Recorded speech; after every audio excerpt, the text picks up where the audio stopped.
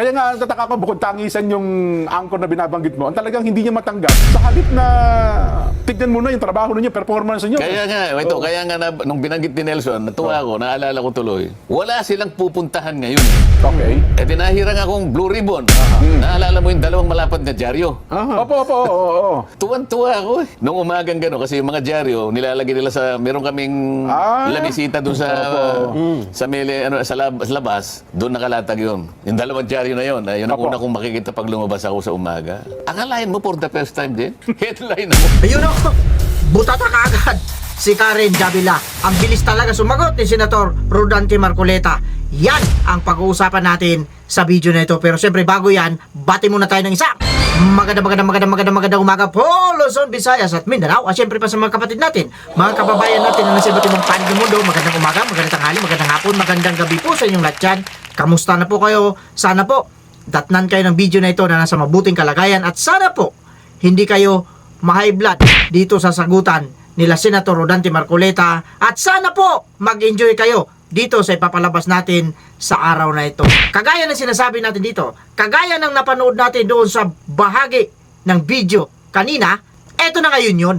Pag-usapan natin at panoorin natin ang mga banat resback ni Senator Rodante Marcoleta kay Aling Karen Davila. Yan ang sinasabi natin kasi dito, huwag kasi kayo magaling-galingan. Pero bago tayo magbigay ng ating malupitang reaksyon, gusto ko lang batiin itong nagpapabati. Nasaan na yun?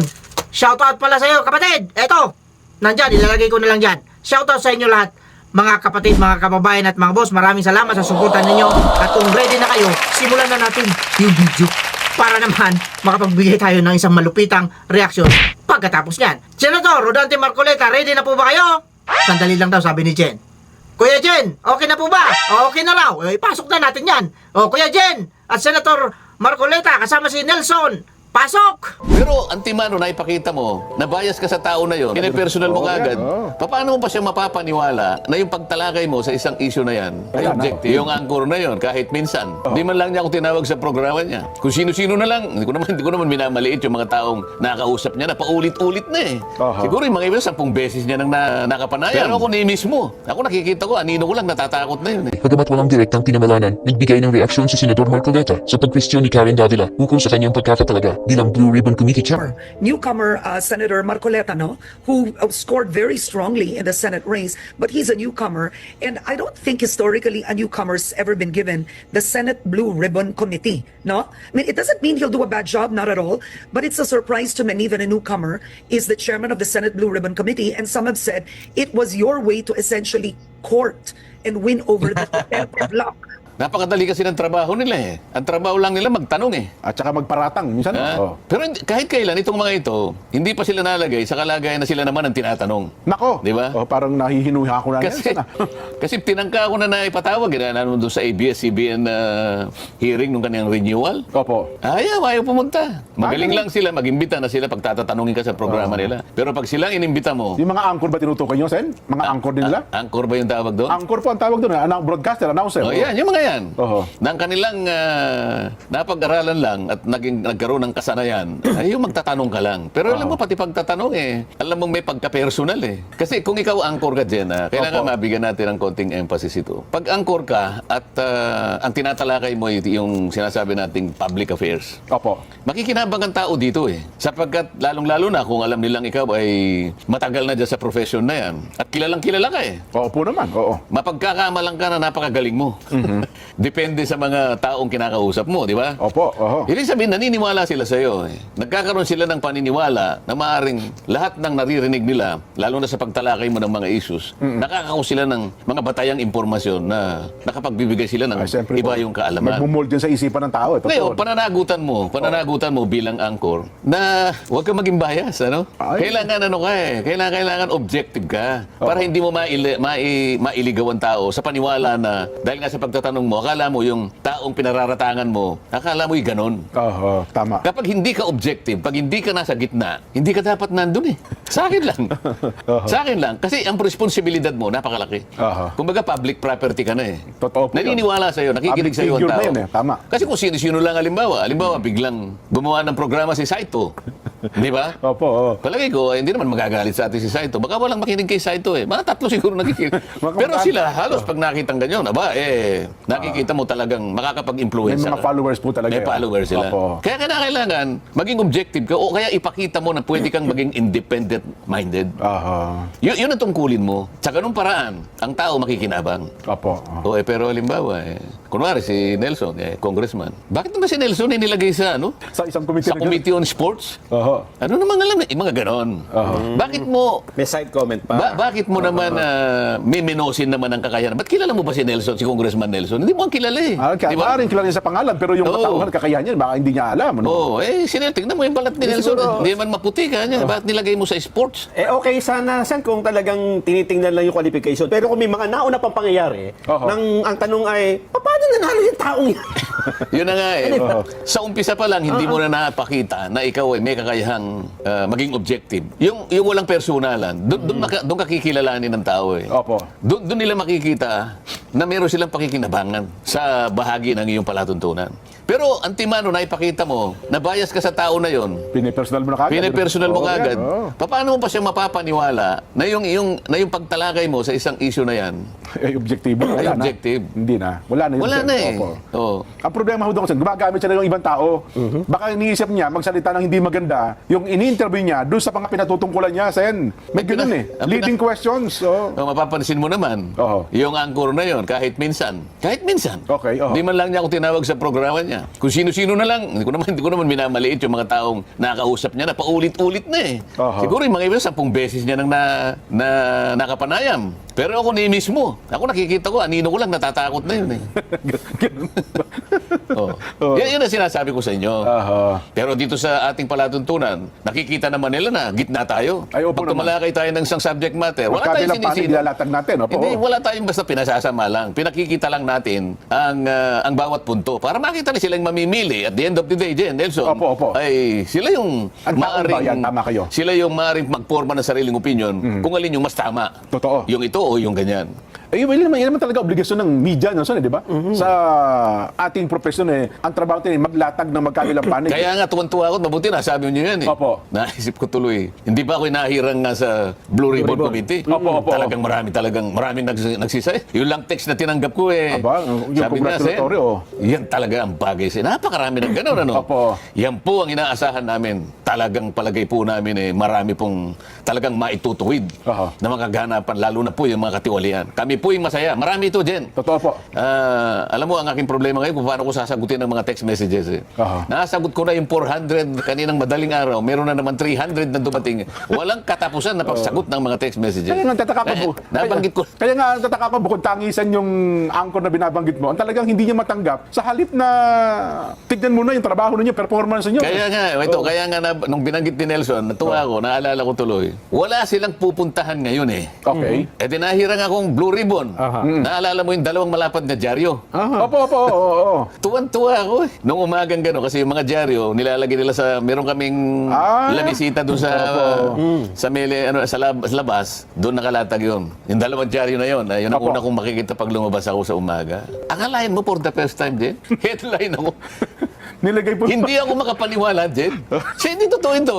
Ako lang mag-isa natatawa ko. Akalain mo, hindi na rin nila nakuha na baligtarin ang mga pangyayari. O kaya, Hindi mo lamang bagitin ang pangalan niyo. hindi ba nung una tayo nagtatalo rito at pinag-uusapan kung kinakailangang sikilin nila yung katotohanan. Yung una natin pinag-uusapan. Ngayon, yung dalawang dyaryo, walang magawa tayo. Pati litrato ko dyan nandun. Wala. Alam mo ginawa ni Mrs. Jen? Opo. Dahil siguro pinag-uusapan din na ginupit niya yung buong yung buong at talagang nilagay niya sa kanyang Bakit palaminate pa ni Ma'am Edna po? for the first time. Opo. Yan kasi, yan ang sinasabi natin dito. Masyado niyong minamaliit ang Senator Rodante Marcoleta, kaya ayan, hindi man direktang sinabi na ikaw yan, sigurado tayo rito na ikaw yan. Kagaya nga na sinasabi ni Jen, ito po ba ay isang anchor? O ano tawag dyan? Broadcaster. Basta yun na yun, sabi ni Senator Rodante Marcoleta. Yan ang bibigyan natin ng reaksyon ngayon. Ano sa palagay ninyo mga kapatid, mga kababayan at mga boss? Tama lang ba yung mga sinabi ni Senator Rodante Marcoleta para ipagtanggol ang kanyang sarili? Mag-comment kayo dyan sa baba, pero mamaya kayo mag-comment pagkatapos ng ating reaction dito. Unang-una, sinabi ni Senator Rodante Marcoleta, madali lang kasi yung trabaho nila. Akalain ninyo, madali lang daw ang trabaho nila Aling Karen Davila. Bakit? Bakit, Senator? Paano mo nasabi yan? Kasi nga, naghahanap lang sila ng mga tanong. Gumagawa lang sila ng mga tanong. Pero pag sila na, yung tinanong, walay na. No show na. Nasubukan niya ito noong investigasyon sa kanilang kumpanya na ABS-CBN. Ilang beses, makailang ulit ko pinatawag ito, sabi ni Senator. Pero no show. Ayaw. Kasi nga, sabi ni Senator Rodante Marcoleta, baka nga pag nakita niya yung anino ko, takot na ito eh. Diba? Oh, halata naman kasi. Kaya ang sabi niya kung sino-sino kasi yung mga in-interview nila, ako sana ang interviewin nila. Hindi yung kung sino-sino.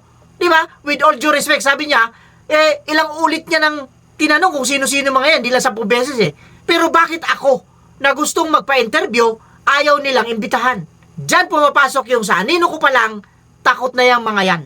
Yan ang sinasabi namin sa iyo, Aling Karen. Naalala mo pa ba si Gina? Yung modelo ng isang fast food chain na kapatid mo ata yun. Yung may matandang-matanda.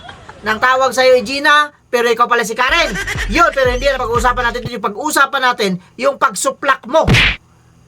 Yung pangmamaliit mo kay Senator Rodante Marcoleta. Literal na maliit lang yan si Senator Rodante Marcoleta, pero ang utak niyan, mas malaki pa sa mukha mo. Hindi kagaya mo. Malaki ang mukha mo.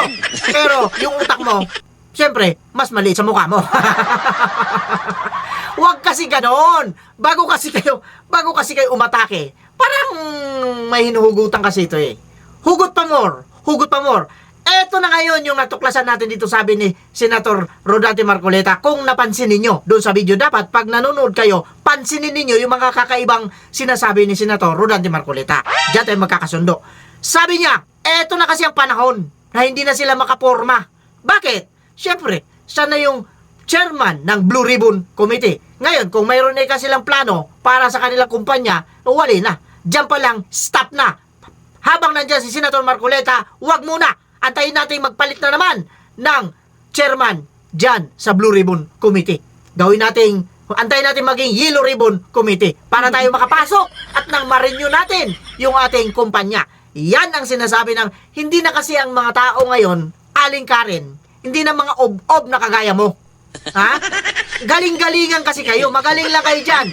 Galing mismo sa bibig ni Senator Rodante Marcoleta. Nabubulol talaga ako pag itong kausap ko mga ganitong mga tao, mga ob-ob na mga vloggers. Kasali kayo rito, makinig kayo. Ipagtanggol ninyo itong Aling Karen na ito. Paano kaya kung magharap itong dalawa na ito? Sa pula, sa puti. Sa pula, sa puti. Karen Davila, mali. Yan ang sinasabi natin dito. Wala ka. Wali ka. Olas ka. Kahit magdebate pa kayo dyan ng 24/7, mamamaos ka. Dati ka nang paos, mamamaos ka pa. Bakit? Limitado kasi yung laman ng utak mo. Bakit? Ang utak mo kasi, ang ginagamit mo lang dyan sa utak mo, puro katanungan, puro paninira, puro pang-insulto. Naalala mo yung ginawa mo kay Manny Pacquiao? Di ba?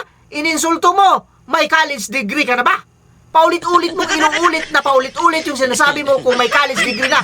Sinabi ng tao na nag-aaral siya at tinatapos niya yung kanyang college degree, pilit mo pa rin ipinamumuka na wala siyang college degree kasi alam naman talaga ng buong Pilipinas kung hanggang saan lang ang napag-aralan ni Senator Manny Pacquiao. Pero dito, kay Senator Rodante Marcoleta, olats ka, walay ka, no-count ka, never heard ka. Pag kayo ang nagsalpukan dito sa istasyon, imbitahin mo na mas maganda pa para tumigil yung bunganga mo. Kung kani-kanino ka kasi nakikipag-usap yung kayang-kaya mo lang, sa tingin mo kayang-kaya mo, sinuplak ka na nga ni Senator Cheese.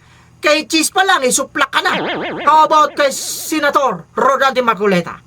Are you sure you can beat the power of Senator Rodante Marcoleta in terms of debating? Sagutin mo yan, opo. Yan ang sinasabi ko sa inyo dito. Huwag kasi tayo maggaling-galingan. Huwag ninyong titignan yung tao na kakapasok pa lang. Kakapasok pa lang dyan sa Senado, pero doon sa Kongreso, hasang-hasa na yan. Bago pa yan pumasok sa Kongreso, bihasa na yan sa lahat. Bakit? He is an attorney at law. At hanggang ngayon, abogado pa rin ang nakatatak sa kanya. Ikaw, broadcaster, reporter ka dati, naging broadcaster, naging anchor, susunod yan, magiging barko ka na.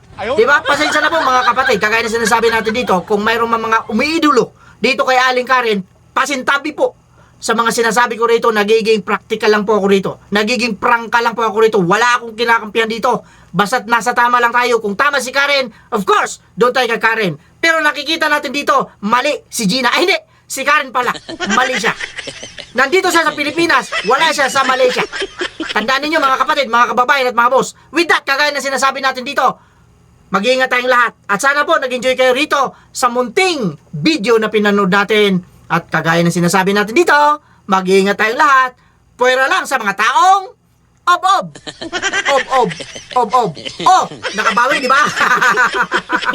Olats!